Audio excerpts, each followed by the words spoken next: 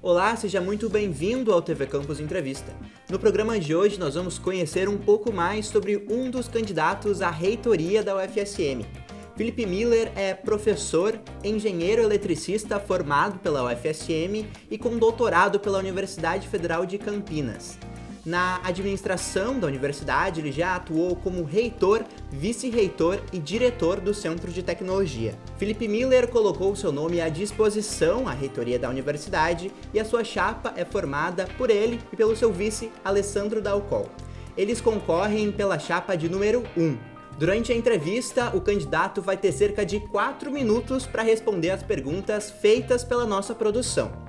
E caso o candidato não utilize os 4 minutos para a resposta de uma das perguntas, ele vai poder reutilizá-la na próxima.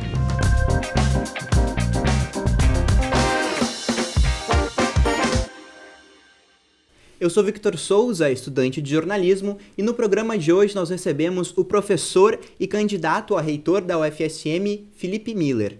Professor, seja muito bem-vindo ao TV Campus Entrevista.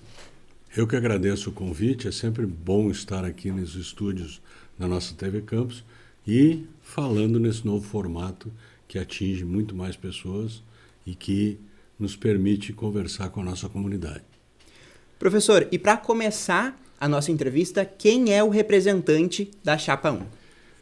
Bom, eu estou candidato a reitor, sou Felipe Miller, venho de 40 anos de instituição, comecei como técnico administrativo de nível médio e fui galgando nossos cargos aqui dentro até chegar a professor titular do Departamento de Computação Aplicada. Passei por todos os cargos da universidade, fui vice-diretor de centro, diretor de centro, vice-reitor e de 2009 a 2013 fui reitor dessa instituição.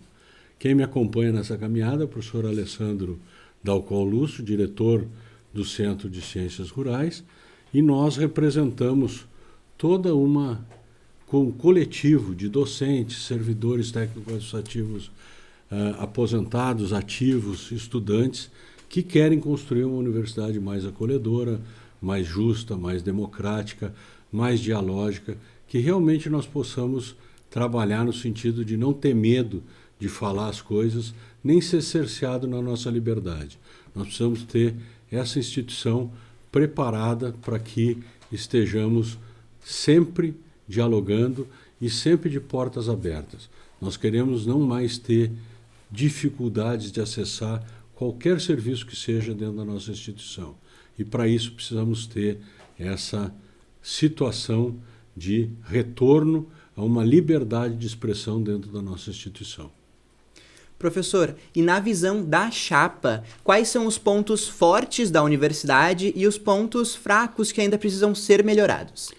A Universidade Federal de Santa Maria ela tem uma excelência na formação de recursos humanos, seja em nível de educação básica, técnica e tecnológica, em nível superior, em nível de pós-graduação, mestrado, doutorado. Nós temos isso sempre como um papel fundamental. O que nós perdemos um pouco é o protagonismo da instituição perante a nossa sociedade. Nós precisamos ser mais propositivos, nós precisamos ser mais atuantes no sentido de melhorar o nosso dia a dia, nós precisamos levar nossa pesquisa mais perto da sociedade e, para que isso aconteça, nós precisamos dar uma modernizada na nossa infraestrutura. A universidade passou por um período de muito abandono na sua estrutura, onde situações muito importantes da nossa universidade foram deixadas de lado. E isso faz com que nós precisamos fazer uma intervenção muito forte nas questões de infraestrutura física. Então nós vamos precisar fazer um diagnóstico muito sério na universidade para poder atuar e priorizar as coisas que devem ser feitas.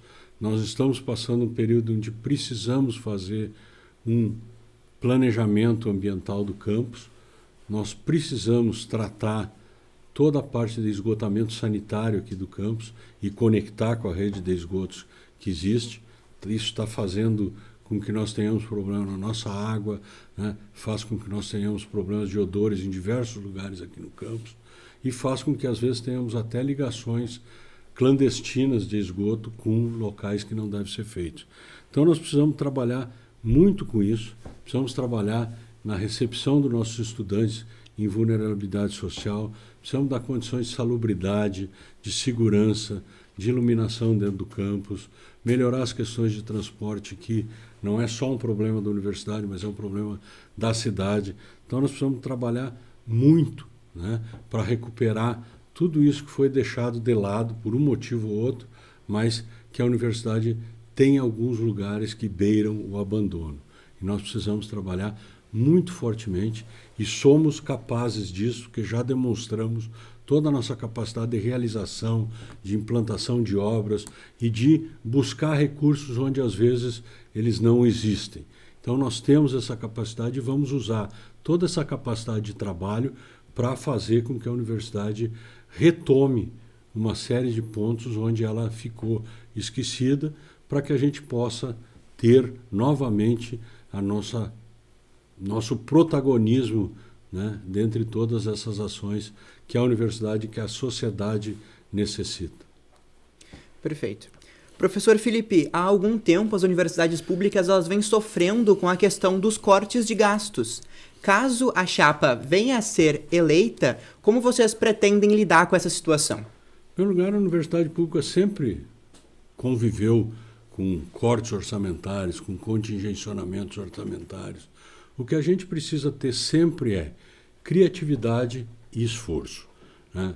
Os recursos dentro da nossa sociedade, dentro do Brasil, eles existem. Eles, às vezes, mudam de lugar, né? Agora, a gente está tendo dificuldade de buscar no Ministério da Educação o nosso orçamento, por causa do arcabouço fiscal.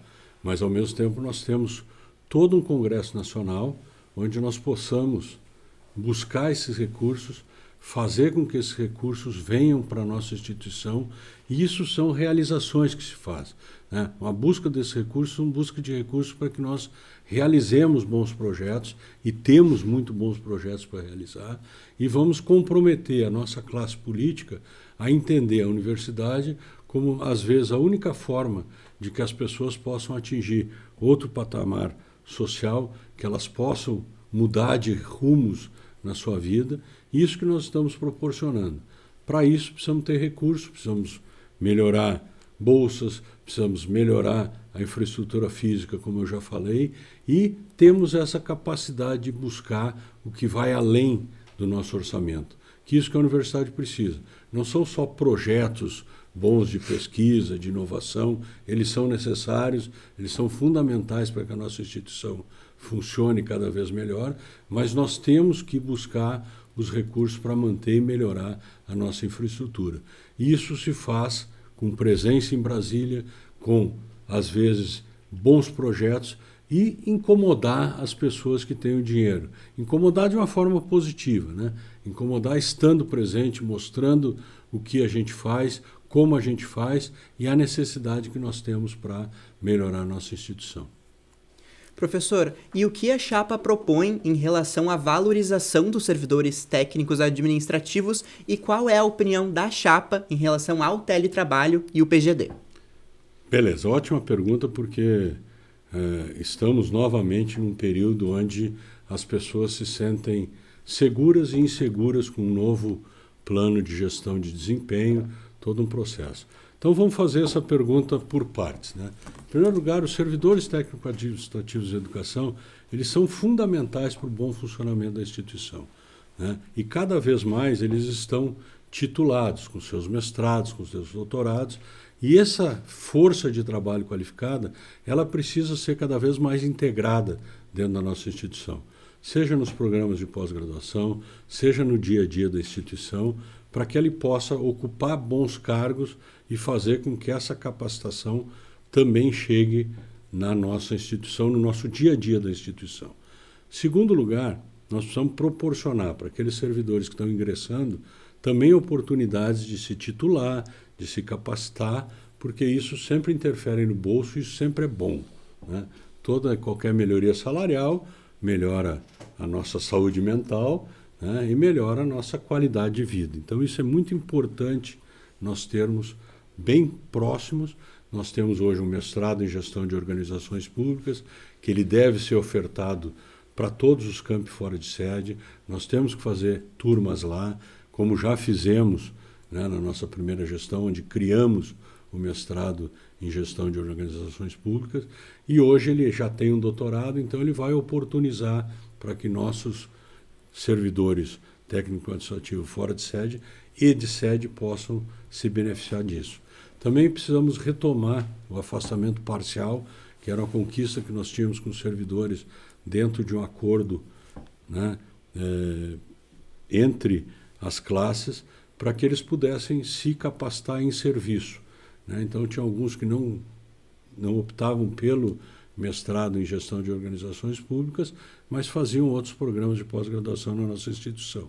Então, isso era muito importante e a gente precisa retomar isso. Quanto ao PGD, né, eu tive cedido agora um ano para o Ministério de Ciência, Tecnologia e Inovação, trabalhando no Centro de Tecnologia de Informação Renato Archer, em Campinas.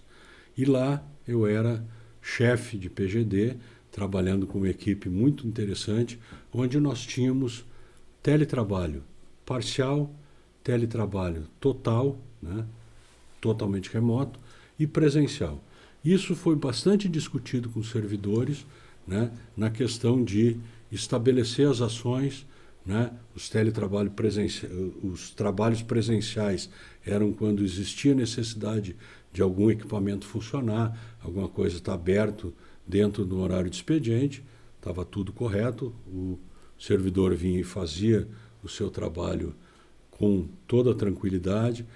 Teletrabalho parcial naquelas ações que permitiam isso, que eram situações de desenvolvimento de sistemas, etc. E o teletrabalho total, grande parte deles eram servidores que estavam fora de sede, que tinham que exercer suas atividades fora de sede. O que nós vemos hoje aqui na instituição é que o sistema utilizado para o PGD está tendo muitos problemas na questão de padronização e na questão de fechamento mensal das ações dos servidores. Eles acabam gastando, às vezes, mais tempo alimentando o Polari do que efetivamente fazendo a atividade. Então, nós que fomos protagonistas em desenvolvimento de sistemas no Brasil, não podemos terceirizar um sistema como esse, quando de repente podemos fazer um ótimo sistema caseiro e que nos dê a tranquilidade de utilizar. Lá em Campinas a gente usava uma solução caseira, né, chamava Sigtec, e nós então tínhamos toda essa qualificação para isso. Agora, aqui nós somos completamente favoráveis ao PGD, a gente precisa implementar melhorias nesse processo para que o servidor possa ter tranquilidade no seu dia a dia e no registro das suas atividades. E agora nós temos uma novidade, né, que a conquista de greve fez com que as 30 horas voltassem a ser faladas, né? Eu sou completamente favorável a essa conquista de greve. Nós precisamos trabalhar junto com os sindicatos, né, os órgãos representativos de classe, a TENS, a SUFS, para que nós tenhamos, então, arcabouço jurídico dentro de pareceres jurídicos que venham de outros locais e de outras associações, para que nós possamos montar uma boa minuta de resolução e levar aos nossos conselhos superiores. E precisamos fazer isso de forma urgente, porque tudo isso melhora a qualidade de vida do nosso servidor. Então, acho que isso resume um pouco a nossa vontade e nosso passado como servidor também, técnico-administrativo. Professor, e agora falando um pouco sobre assistência estudantil. Nós sabemos que a universidade é referência em assistência estudantil para diversas outras universidades do Brasil e do próprio Rio Grande do Sul. O que a chapa propõe para a manutenção e para o aprimoramento desses serviços aos estudantes? Já fomos melhores, né? Podemos retornar a esse patamar e superar esse patamar. Quando nós chegamos na gestão, nós não tínhamos quase nenhuma casa de estudante concluída. Tínhamos o primeiro bloco, que estava bem em más condições, metade do segundo bloco.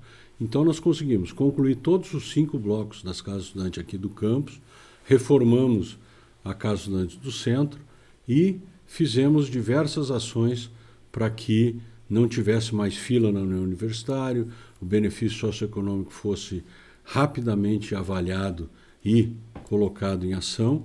E nós, então, fizemos todas essas situações, né? E agora nós precisamos fazer toda uma avaliação nas casas estudantes hoje, para que elas possam ser reformadas e trazer novamente as condições de salubridade, e para isso nós vamos ter que reativar o RU do centro, fazer uma mobilidade de bloco a bloco, irem para o centro e retornarem.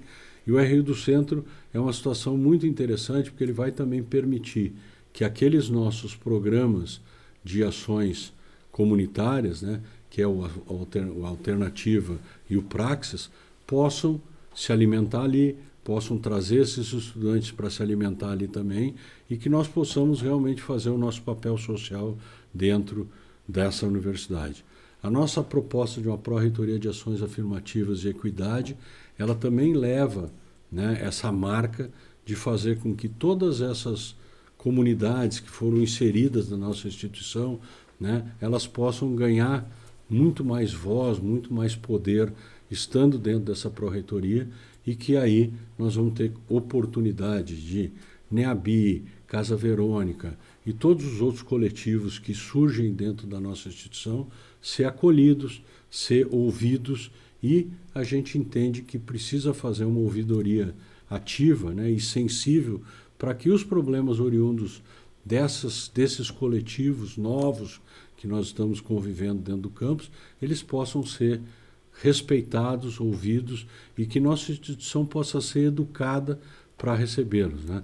Da mesma forma que nós, né, pessoas cis, hétero, brancos, né, temos que nos letrar todo dia para poder entender e se colocar no lugar do outro, a instituição tem obrigação de fazer isso para que nós possamos, então, cada vez mais conviver bem e acolher essas diferenças. Professor, a nossa universidade tem se destacado bastante nos rankings nos últimos anos. Quais são as estratégias para o crescimento da UFSM em termos de excelência? Bom, a universidade ela tem buscado indicadores, né, para estar bem nos rankings, mas ao mesmo tempo caiu algumas posições do último ranking das universidades mundiais que saiu há pouco tempo. Então, esse balanço, né, nós temos que estar muito preocupados em investir em pesquisa de ponta, né? Nós precisamos pegar nossos cursos, conceitos 6 e 7, e fazer com que eles tenham, né, um diferencial para a nossa sociedade. Nós precisamos valorizar ainda mais as atividades de extensão. Com a curricularização, elas se tornam necessárias, a gente precisa fazer um investimento maior para que eles funcionem bem. Nós precisamos tornar a nossa pró-reitoria de inovação cada vez mais ampliada em termos de ação, não se concentrar em centro de tecnologia e centro de ciências rurais. Ela precisa perspassar esses espaços e ver que inovação nós temos em todos os lugares da nossa instituição. E para isso nós precisamos estar fazendo com que cada um dos centros se integre e consiga dar sua contribuição para as ações inovadoras da universidade. E a gente precisa também inserir a nossa instituição nas questões externas da universidade, né? A gente já falou em transporte público para o campus centro-campus, porque a nossa cidade ampliou, né, a sua área, né, criou mais municípios, mais bairros, e para isso o transporte público tem que atender toda essa demanda, mas ao mesmo tempo, se nós quisermos ser uma universidade de excelência, nós temos que, dentro do nosso polo, né, logístico, nós precisamos ter um modal logístico que responda a isso. Nós não podemos mais ficar um ano com pontes cedidas pelo Exército, no qual agradecemos muito, mas é impossível a universidade com um modal logístico desse, um aeroporto que não desce aeronaves de grande porte, né, e quando tem neblina, nem as de pequeno porte sobem, né, ou descem, né. A gente precisa ter essa situação e de ambição de ser um polo que realmente tenha condições logísticas de atingir Porto Alegre, de atingir o norte do estado, de atingir o sul do estado, de atingir um porto de Rio Grande, porque aí nós vamos ter excelência e vamos conseguir reter várias ações de conhecimento geradas aqui na nossa cidade. Senão a gente acaba só retendo ações que dependam única e exclusivamente de internet, e às vezes a própria internet aqui tem problemas né? Se uma ponte corta hoje um cabo, a gente não tem um elo de ligação anel para ter uma possibilidade diferenciada de rede, né? Então nós realmente temos problemas logísticos sérios e precisamos tratar isso para poder tornar nossa instituição com a excelência cada vez mais elevada. Certo? Candidato, e agora já se encaminhando para o final da nossa entrevista, na visão da Chapa 1, o que é a Universidade do Futuro? É uma pergunta capciosa essa, né? A Universidade do Futuro, primeiro, ela tem que resolver seus problemas do presente, né? Nós estamos hoje com muitas situações problemáticas que acontecem em termos de pouca procura em alguns cursos, né? Níveis de evasão elevados, e isso muito se dá em função do quê? Em função de que os nossos estudantes, ou a nossa massa que procura a universidade, está cada vez mais imediatista, né? A nossa juventude está com características cada vez mais querem soluções rápidas. Então nós temos que pensar em algumas situações que possam responder essa demanda, né? E principalmente olhar alguns cursos daqueles tradicionais, né? Dou um exemplo que é o curso de Engenharia Florestal. É um curso que tem perdido atratividade durante os anos. Por quê? Porque é um curso voltado para produção de grandes florestas, produção de madeira, produção de celulose, né? Enquanto que a sociedade está olhando muito mais questões ambientais, de manutenção de florestas, né? De exploração de florestas de forma mais sustentável. Então nós precisamos nos auto-rever em vários dos nossos cursos. Isso não quer dizer extinguir cursos, né? Mas que nós tenhamos essa possibilidade de rever situações onde nós possamos readequar, né, os perfis de cada curso para que eles possam ter mais atração e ter mais inserção na resolução dos problemas da comunidade. Uma outra situação que se põe, né, é a questão de a universidade trabalhar em construção coletiva de saberes, né? Hoje nós temos uma pouca integração entre nossos programas de graduação, pós-graduação, entre nossos centros, né? E isso precisa ser retomado para que a gente comece a compreender o que é cada centro. Quando a gente fala em centro de artes e letras, né, o que vem na cabeça, uma pintura, uma arte. Não vem na cabeça a pesquisa que é feita por trás de cada produção artística, de cada produção de literária desse centro. E isso tem um peso enorme dentro do que é cultura, arte e o que é uma universidade como um todo, né? Então nós precisamos ter essa consciência de que nós temos uma instituição plural, uma instituição que tem, às vezes, até diferentes níveis de maturidade científica e acadêmica. E isso nós precisamos conviver, precisamos ter a sensibilidade de entender isso, e também a gente precisa sempre formar pessoas que consigam navegar na sociedade de uma forma crítica e de uma forma livre. Nós hoje estamos tendo dentro da universidade um pouco de cerceamento dessa liberdade, seja através de chefias, seja através de situações que se põem. Isso é muito ruim dentro da universidade, né? A gente que viveu tempos de ditadura, eu fui estudante ainda no tempo da ditadura militar, que a gente precisava muitas vezes pensar no que dizer. Eu fui orador da turma e foi um discurso onde eu quis dizer algumas coisas, repensava, reescrevia, e realmente para dizer o que a gente pensava, né, a gente tinha que ter às vezes subterfúgios de linguagem para conseguir expressar a nossa indignação, né, contra aquele regime ditatorial. E hoje a gente tem a liberdade, mas às vezes fica se policiando, né, porque tem pessoa A ou pessoa B que diga, olha, não diga isso porque senão eu posso te perseguir dessa maneira. Não fale isso porque as coisas podem acontecer diferente na sua vida. Não, cara, na universidade nós temos que falar, nós temos que dizer, nós vivemos num regime democrático, nós vamos usar essa liberdade, é a hora que nós podemos usar essa liberdade. Nós não podemos admitir polícia dentro do campus, nós não podemos admitir cerceamento dessa liberdade, onde nós não tenhamos essa possibilidade.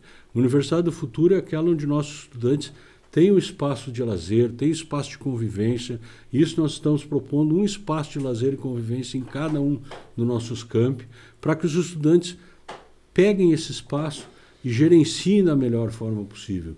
Isso faz com que, novamente, nós tenhamos uma sensação de pertencimento, de amor à nossa instituição, que a gente conheça nossos colegas, a gente acaba não conhecendo muito mais as pessoas como nós conhecíamos. Aquela sensação de turma é importante. Isso tudo faz com que nós consigamos minimizar, né, esses problemas ditos de saúde mental que estão nos afligindo.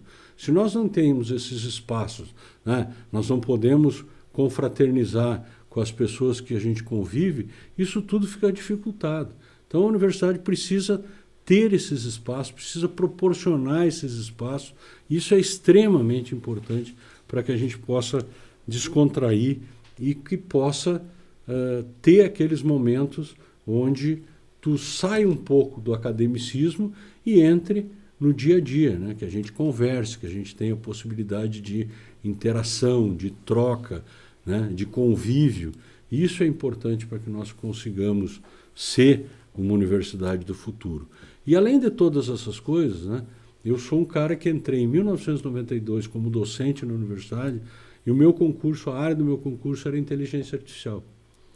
Né? Já são 30 e tantos anos aí, e as pessoas hoje vêm falando em inteligência artificial. Né? E a gente precisa estar preparado para isso. Eu estou há 30 e tantos anos preparado para isso, e me preparando para isso, e preparando os nossos alunos das áreas de computação para isso. Só que a universidade ainda não está preparada para isso. Né? E uma universidade do futuro, a gente não fala que eu vou substituir o trabalho humano por uma inteligência artificial. Mas veja aqui o caso do próprio jornalismo. Né? Vocês estão trabalhando aqui e daqui a pouco vem uma inteligência artificial generativa, né? Pega o que aconteceu no mundo e te põe uma notícia até com avatares aqui, onde nem nós estejamos necessários nesse processo, e monta um podcast maravilhoso para ser colocado no ar. Como é que nós estamos preparados para isso? Como é que nós estamos preparados para ser não o usuário da inteligência artificial, mas os geradores de conteúdo que vão alimentar essa inteligência artificial? Então, nós temos que ter essa clareza, e aí sim ser uma universidade do futuro, onde nós achamos as pessoas que gerem os conteúdos, que gerem as formas diferentes de ensino-aprendizado, porque elas vão estar aí. E se nós não nos prepararmos para isso, acabou a instituição. Né? E volto a dizer, nós não podemos substituir o trabalho do humano, mas nós temos que aparelhar todo o trabalho, né? Seja dos nossos docentes, seja dos nossos servidores, para que eles consigam utilizar isso a nosso bem e que nós comecemos a ser geradores de conteúdos de IA. Isso é importante que nós passemos a ser protagonistas. Quer dizer, eu quero ter uma universidade onde eu vou gerar um conteúdo, e isso daí não precisa ter grandes logísticas, né? Eu vou gerar um conteúdo na área de medicina, na área de engenharia, na área de computação, eu vou gerar coisas que vão ser utilizadas em outras instituições para que essa parte da ensino-aprendizagem seja diferente.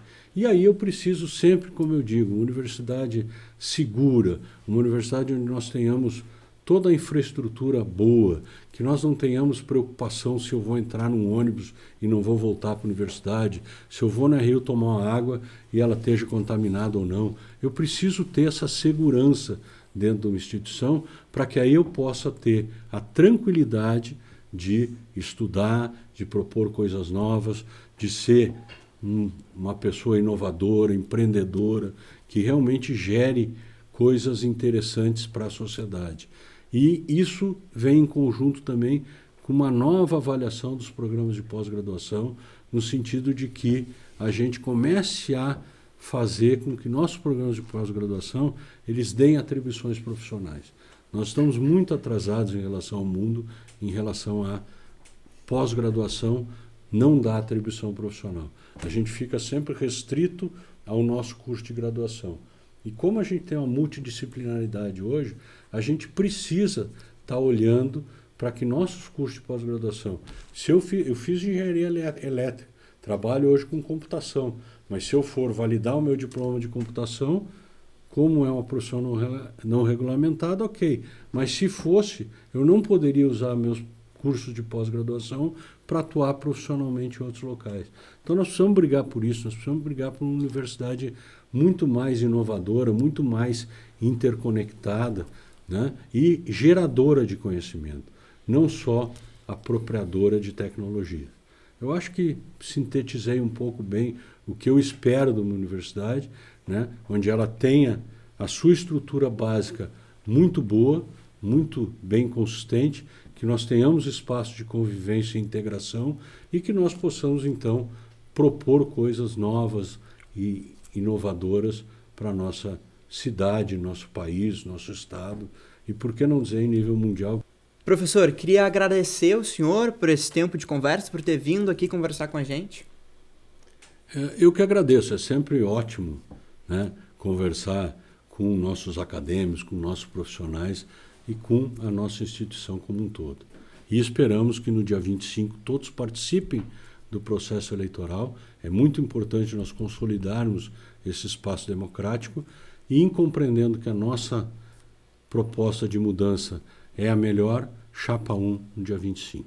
Lembrando que você pode assistir o nosso programa pelo canal do YouTube da TV Campus ou pelo canal 15 da NET Santa Maria, a qualquer momento na programação das rádios do UFSM ou no seu tocador de áudio favorito. Eu fico por aqui e até mais!